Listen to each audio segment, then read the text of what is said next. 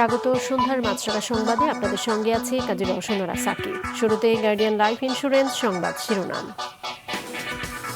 বাংলাদেশি পণ্যে অতিরিক্ত ৩৫% শুল্ক আরোপের কথা জানিয়েছেন মার্কিন প্রেসিডেন্ট। এতে মোট শুল্ক গিয়ে ঠেকবে ৫০%। একে অগ্রহণযোগ্য বলেছেন অর্থ উপদেষ্টা। তার আশা দেশটির সাথে আলোচনায় এটি কমে আসবে। অর্থনীতিবিদরা বলছেন এটি কার্যকর হলে অন্য দেশগুলোর সাথে প্রতিযোগিতা সম্ভব হবে না। গত ৩ নির্বাচনে হারানো ভাবমূর্তি পুনরুদ্ধারের কথা বলেছেন প্রধান নির্বাচন কমিশনার। আজ এক অনুষ্ঠানে তিনি বলেন, প্রশাসন ও পুলিশের প্রতি তৈরি হওয়া আস্থাহীনতা কাটানোর সুযোগ এসেছে। অন্য কমিশনাররা জানিয়েছেন নির্বাচনকে সুষ্ঠু করতে প্রস্তুতি নিচ্ছেন তারা। শেষ ৩ নির্বাচনকে ভালো বলে সনদ দেয়া বিদেশি পর্যবেক্ষকরা এবার বাদ পড়বেন বলেও জানিয়েছেন তারা। টানা বৃষ্টিতে ফেনী, কক্সবাজার, বান্দরবান সহ বিভিন্ন জেলায় তৈরি হয়েছে জলাবদ্ধতা। ফেনীতে ২৪ ঘন্টায় ৩৪৭ মিলিমিটার বৃষ্টিপাত হয়েছে, যা এ মৌসুমের রেকর্ড। এতে জেলা শহরের বিভিন্ন এলাকায় হাঁটু থেকে কোমর পানি জমেছে। ভোগান্তিতে পড়েছে মানুষ। ৩ পার্বত্য জেলায় পাহাড় ধসের সতর্কতা জারি করা হয়েছে। সাগরে চলছে ৩ নম্বর স্থানীয় সতর্কতা। শুনছিলেন শিরোনাম, এবারে বিস্তারিত। বাংলাদেশি পণ্য আমদানিতে যুক্তরাষ্ট্রের অতিরিক্ত ৩৫% শুল্ক আরোপের ঘোষণাকে অযৌক্তিক বলে মন্তব্য করেছেন অর্থ উপদেষ্টা। এদিকে বাণিজ্য সচিব জানিয়েছেন, এ নিয়ে আগামী ১০ ও ১১ জুলাই ওয়াশিংটনে যুক্তরাষ্ট্রের সংশ্লিষ্ট প্রতিনিধিদের সঙ্গে আনুষ্ঠানিক বৈঠক অনুষ্ঠিত হবে। আরও জানাচ্ছেন জাহেদ সেলিম। চলতি বছরের ৩ এপ্রিল বিভিন্ন দেশের পণ্য রপ্তানির উপর নতুন করে শুল্ক আরোপ করে ট্রাম্প প্রশাসন। সে সময় বাংলাদেশি পণ্যের উপর অতিরিক্ত ৩৭% শুল্ক নির্ধারণ করা হলেও তা ৩ মাসের জন্য স্থগিত রাখা হয়েছিল।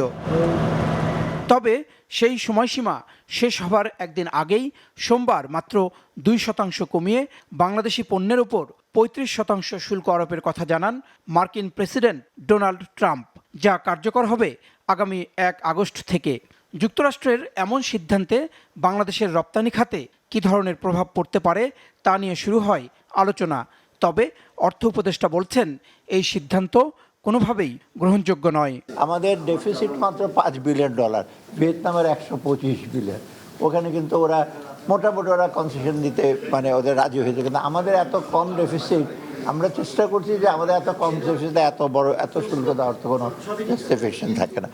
উপদেষ্টা জানান, শুল্ক হার নিয়ে আলোচনার জন্য এই মুহূর্তে বাণিজ্য উপদেষ্টা শেখ বশিরউদ্দিন যুক্তরাষ্ট্রে অবস্থান করছেন। তাতে যোগ দেবেন বাণিজ্য সচিবও। বলেন, শুল্কের ব্যাপারে এবার 1-to-1 আলোচনা হবে। প্রেসিডেন্ট দিয়েছে, কিন্তু 1-to-1 যখন নেগোসিয়েশনে ঠিক হবে, এটা ইউএসটিআর এর সাথে যখন আলাপ করবে, উনি ম্যান্ডেটে এর আগে 3 দিন আগে কথা বলেছে, কালকের পর আমরা বুঝতে পারছি।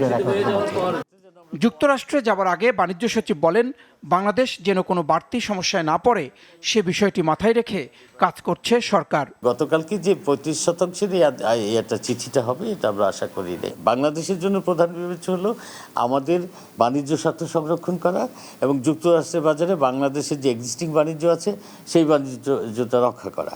আর আমাদের কাছে তারা কিছু চেয়েছে, সেটা হলো শুল্ক কমানো পর্যায়ক্রমে, এবং শুল্ক, VAT, supplementary duty, regulatory duty, এগুলো যেন আমরা কমাই, সেই ধরনের প্রস্তাব তারা করেছে। যুক্তরাষ্ট্রের বোয়িং কেনার ব্যাপারে আলোচনা চলছে জানিয়ে সচিব বলেন, এয়ারক্রাফট, যানবাহন ও যন্ত্রপাতি ছাড়াও সয়াবিন ও তুলার আমদানি বাড়াতে প্রস্তাব দিয়েছে যুক্তরাষ্ট্র। জাহেদ সেলিম, মাছরাঙা সংবাদ, ঢাকা। এদিকে ৩৫% শুল্ক কার্যকর হলে বড় ধাক্কা লাগবে দেশের রপ্তানি আয়ে। এতে টিকে থাকা কঠিন হবে বলছেন উদ্যোক্তারা।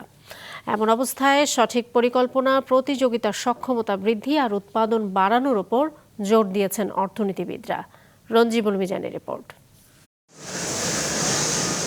স্বল্পোন্নত দেশ থেকে উন্নয়নশীল দেশের তালিকায় যুক্ত হতে গেল কয়েক বছর ধরে অর্থনীতির নানামুখী চাপে আছে বাংলাদেশ। এমন সময়ই বাংলাদেশের সাথে $6 বিলিয়ন বাণিজ্য ঘাটতি কমাতে নতুন করে চাপে ফেলছে যুক্তরাষ্ট্র। উদ্যোক্তারা বলছেন, নতুন শুল্ক হার কার্যকর হলে বড় ধাক্কা লাগবে দেশের রপ্তানি আয়ে।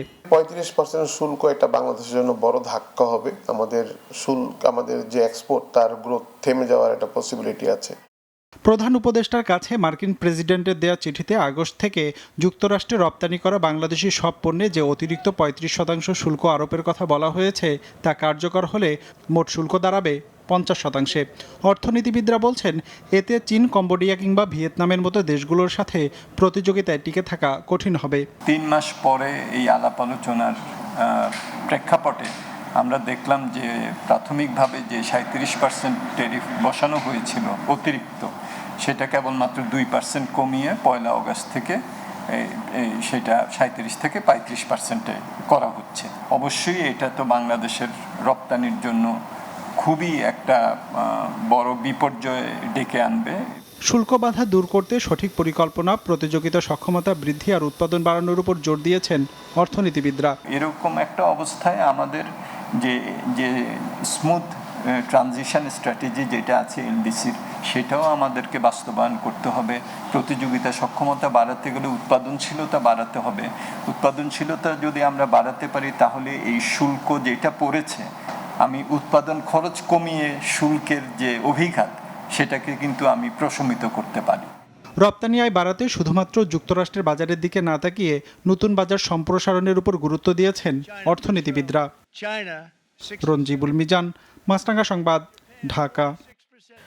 আগামী সংসদ নির্বাচনে প্রশাসন, পুলিশ সহ সংশ্লিষ্টরা ১৯৯১, ৯৬ ও ২০০১ সালের মতন ভোটের আয়োজন করে নিজেদের হারানো ভাবমূর্তি পুনরুদ্ধার করতে পারে বলেছেন প্রধান নির্বাচন কমিশনার। গত ৩ নির্বাচনকে ভালো বলে সনদ দেয়া বিদেশি পর্যবেক্ষকদের কালো তালিকাভুক্ত করবে কমিশন। নির্বাচন কমিশন পিটে গণমাধ্যমের কর্মীরা কাজের মাঝেই বিকেলে আগারগাঁওয়ের নির্বাচন ভবনে আয়োজন করে ফল উৎসব। সেখানে প্রধান অতিথি ও বিশেষ অতিথি ছিলেন সিইসি ও নির্বাচন কমিশনাররা।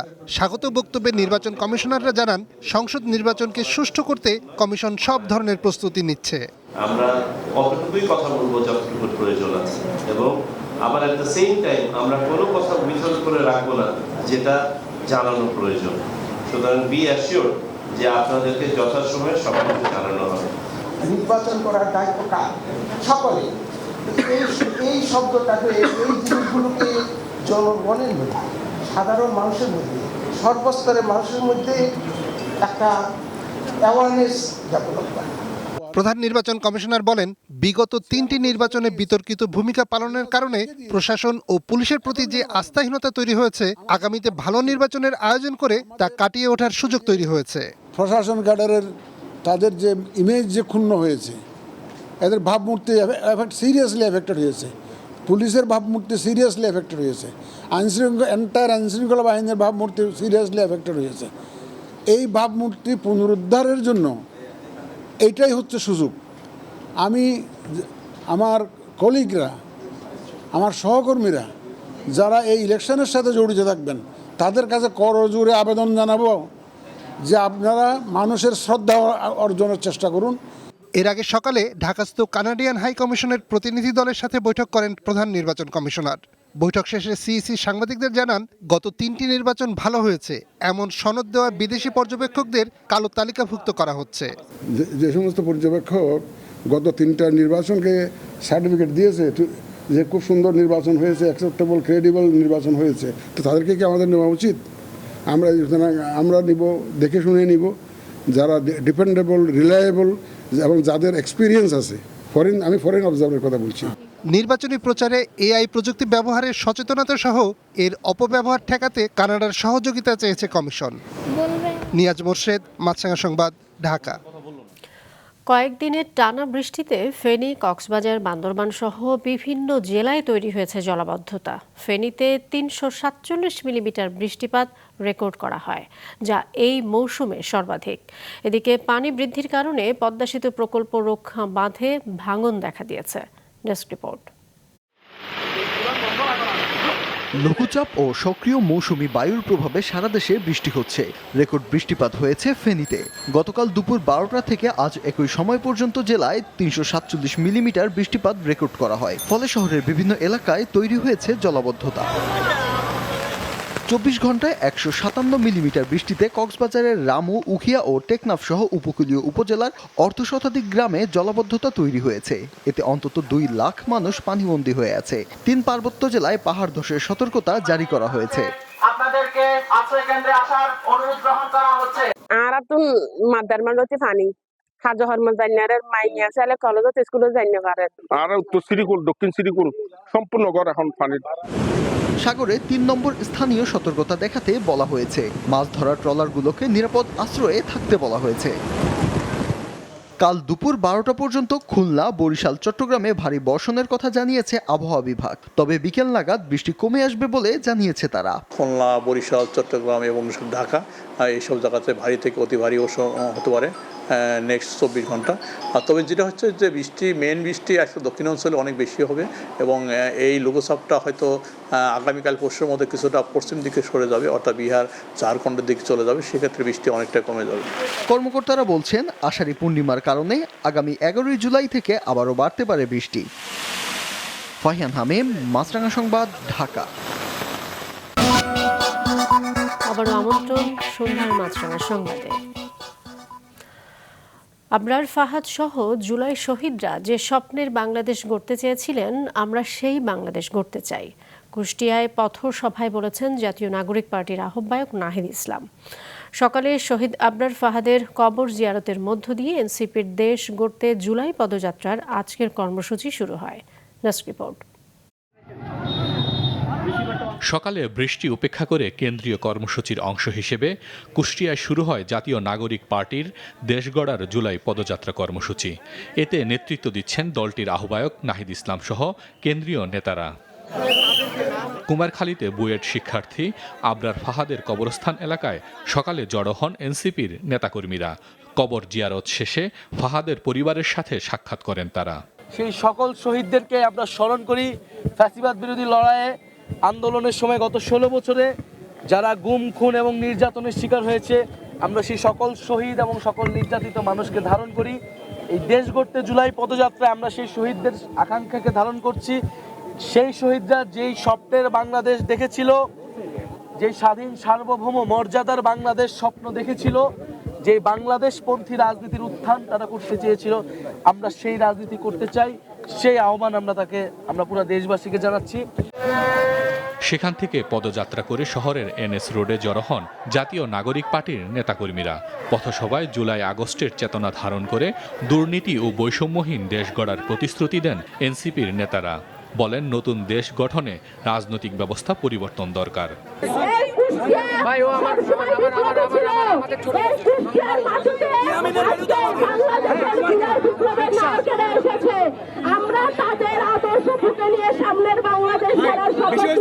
কুষ্টিয়াবাসীকে সেই সংগ্রামে আহ্বান জানাচ্ছি এবং শহীদ আবরার ফাহাদ, শহীদ ইয়ামিন তাদের আশা আকাঙ্ক্ষাকে ধারণ করে কুষ্টিয়ার মানুষকে সাথে নিয়ে আমরা কুষ্টিয়াবাসীর জন্য, সারা দেশের মানুষের জন্য একটি বৈষম্যহীন গণতান্ত্রিক বাংলাদেশ উপহার দিব। জাতীয় নাগরিক পার্টির নেতাকর্মীরা কিছু রাজনৈতিক দল এখন ঐক্যবদ্ধ হয়েছে নির্বাচনকে পিছিয়ে দেওয়ার জন্য। তারা সংস্কারও চায় না, তারা বিচারও চায় না। এটি করে করে এখন তারা নির্বাচনকে পিছিয়ে দিতে যাচ্ছে। তারা যদি নির্বাচন চায় তাহলে সংস্কার এবং বিচার অতি দ্রুত শেষ করতে চাইতো।